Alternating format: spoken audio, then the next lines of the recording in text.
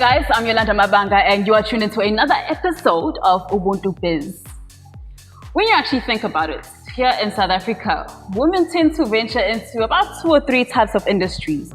That would be your beauty and fashion, your catering, as well as your decor. So when I heard a story about a lady who's actually ventured into paper, I was like, what? I need to be there. I need to find out why. And that's why I'm here today to meet Mbalenhle Ngcobo, who is actually a part of Ifutho Paper. She currently supplies to both the private and the public sector. And she is the CEO of the company. So of course I'm going to be here today to find out more about that. So do follow me.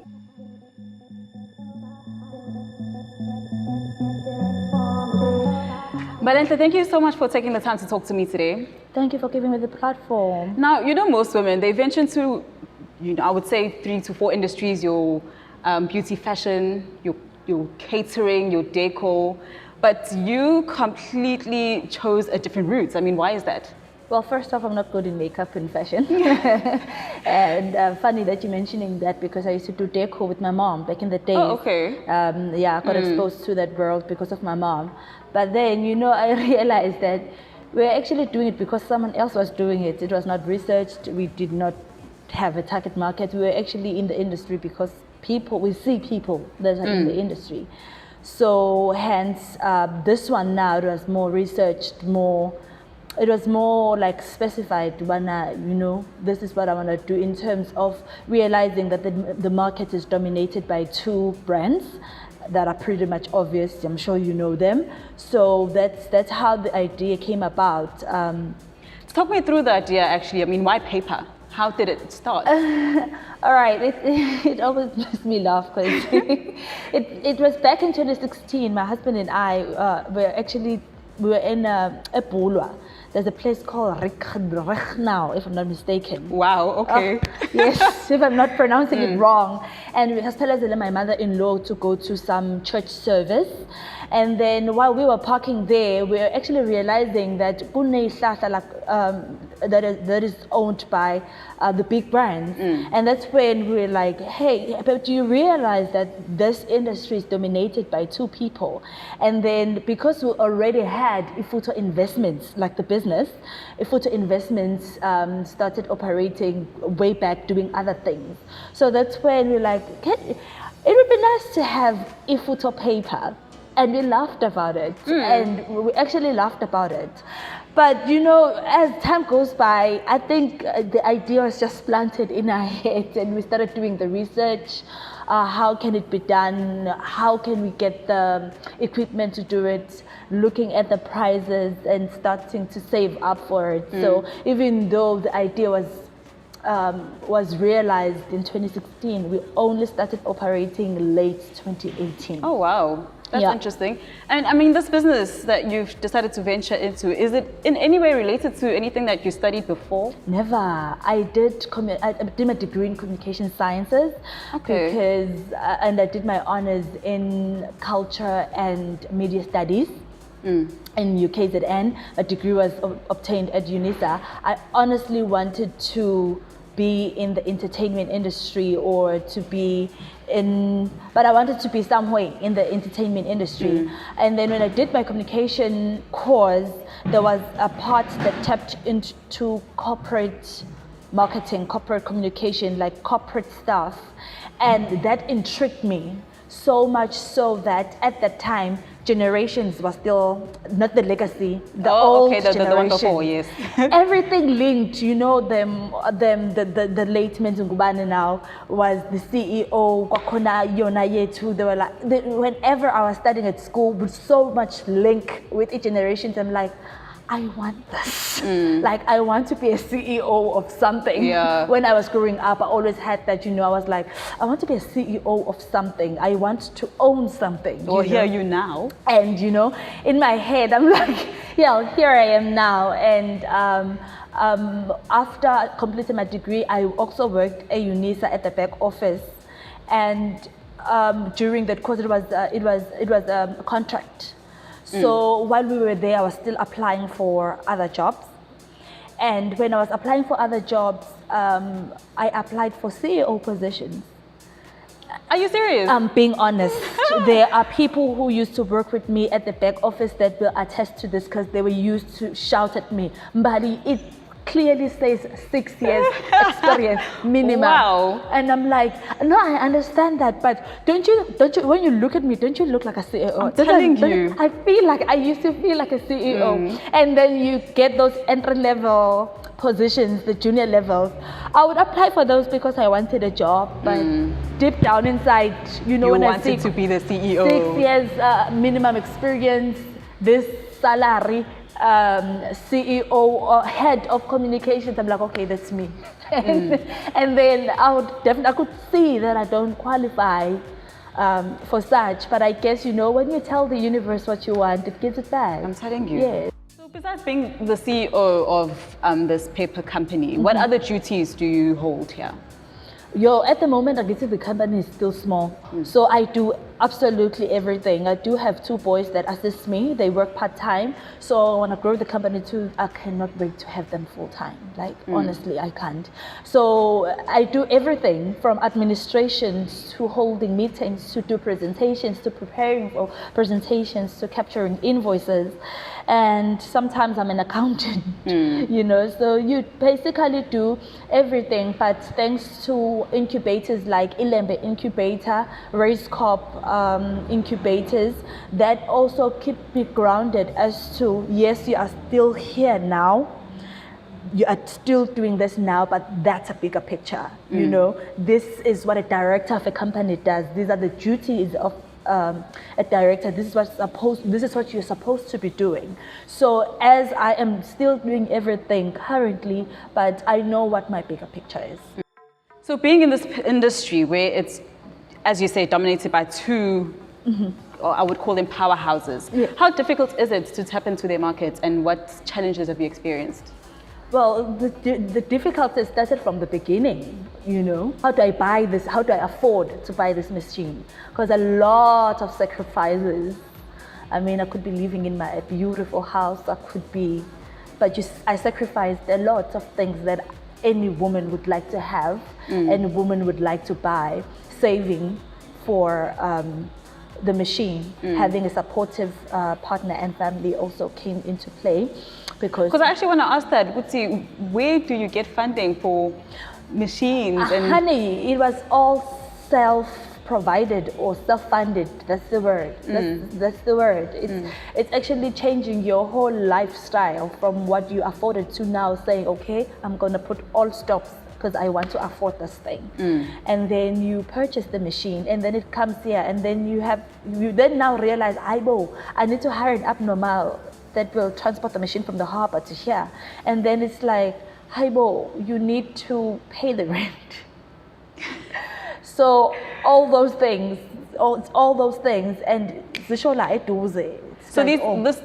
just that one scenario of you having to hire an abnormal. Did you guys realize that when the machine arrived at that moment, or did you know beforehand that you have to? I knew beforehand, but it's not something I've experienced before.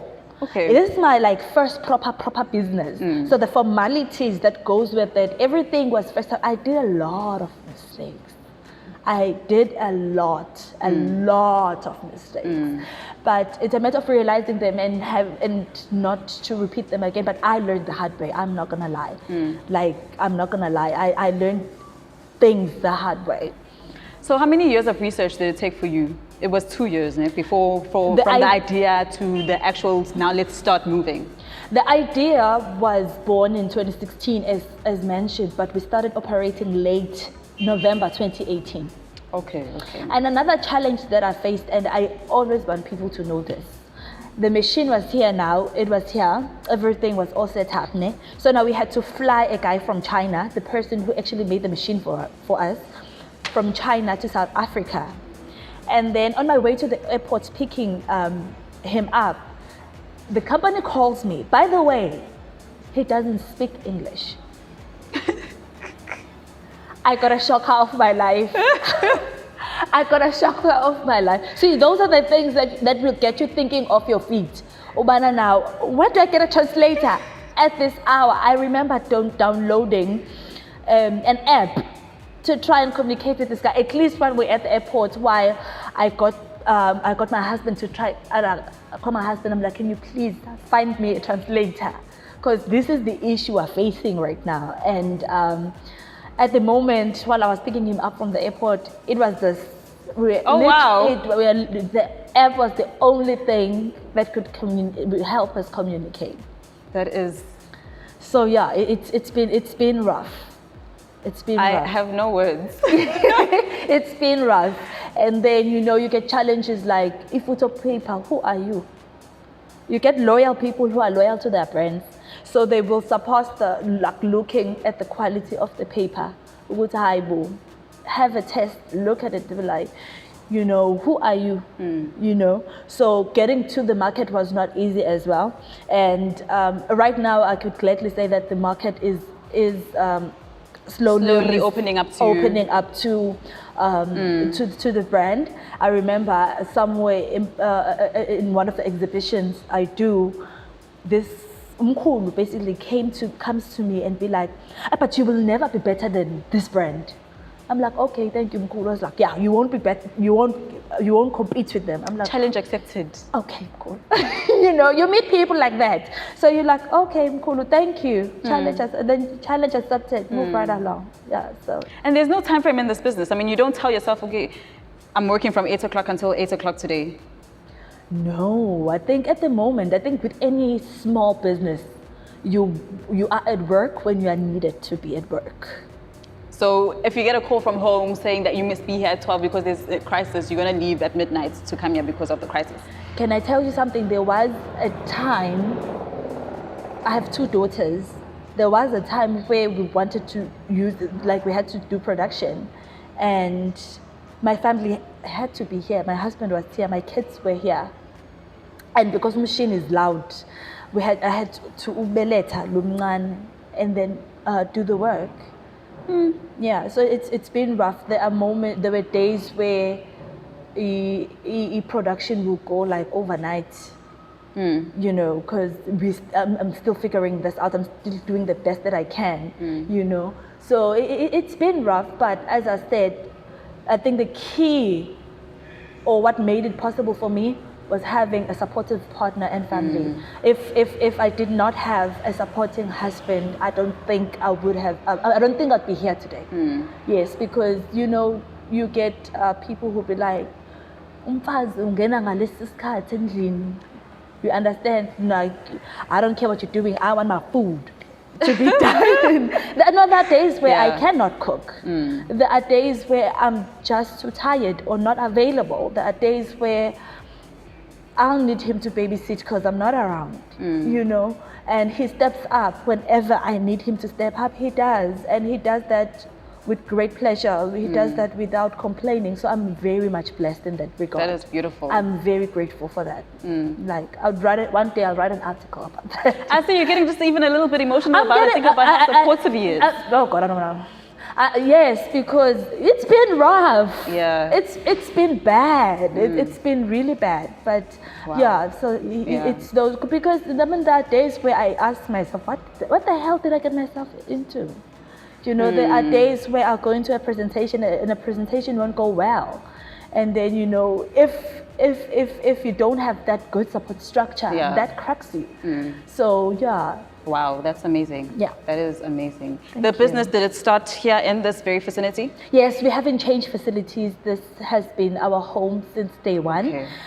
The bigger picture, though, is to own a whole value chain from the trees to the pulp, to the it's called like when you're changing the pulp into pulp converting now, changing it. Because I was actually going to ask you that question. I just need like a quick run through as to how paper is made. I mean, I know there's trees and then there's wood. Yes. And then at the end of the line, there's paper. I'm going to imagine that is a venture on its own, growing trees for paper.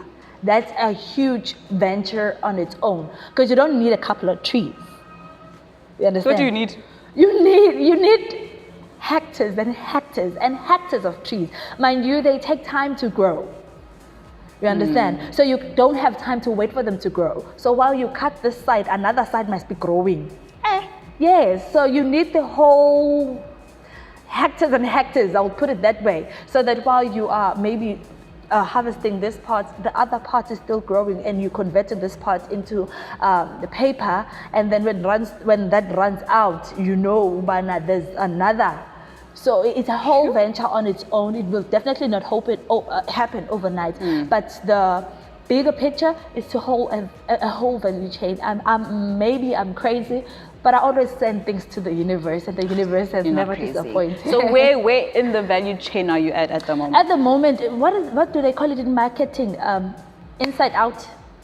You know that model when you start at the right at the beginning, and then you slowly work backwards. Because if I had started with growing the trees, I think I would be still looking for land.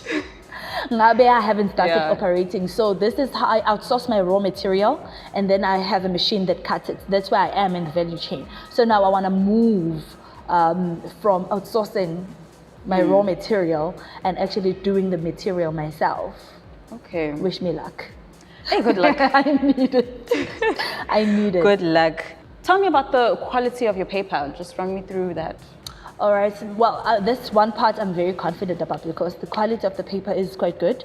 It's 80 GSM. That's the weight of the paper. Because they come in different weights. So ours is 80 GSM, and the level of whiteness is 160 CIE, which means it's perfect for both printing in black and white or in color, and the visibility of e-printing is quite visible. It's not blur. It is good for inkjet machine, photocopy machine. It doesn't leave dust when you're doing your photocopies. So it offers like smooth printing. Yeah, so that's basically the quality of the paper. And what does the future look like for Ifutho Paper?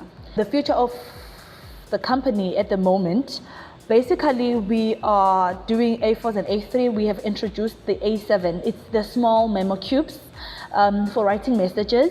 So we're trying to minimize the waste instead of using those trimmings and converting them into A7 for writing, for writing messages and all that. So that's the new products that we have launched and we're trying to push. But the bigger picture, as I explained, it is trying to own a whole value chain. So, I mean, the last words of wisdom for individuals that are watching right now that want to start a business, what would you like to say to them? I mean, start with what you have, really. I have nothing much other than start with what you have. I mean, around Ilembe, we have successful business women. Uwelile is one of them, such an inspiration. She owns a farm, Lamatamatis, and she started it Ngemali Grant.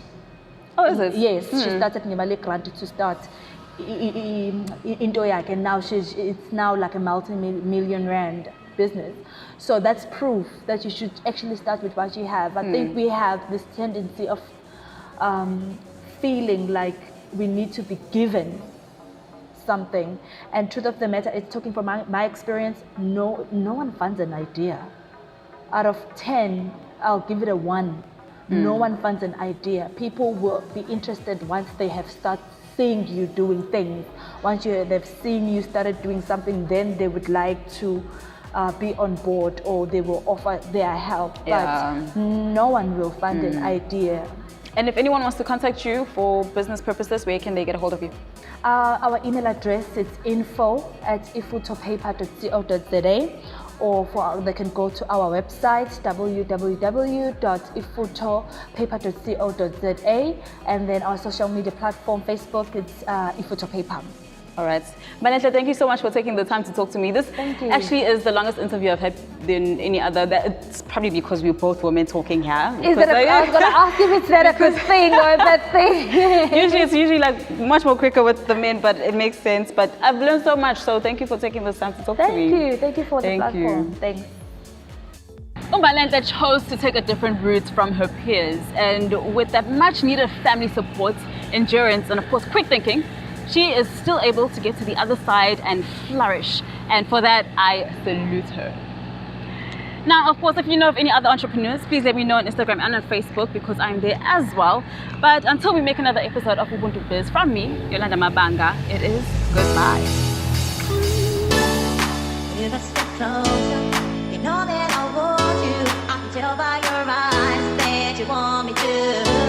just a question of time. I knew we'd be together and that you'd be mine.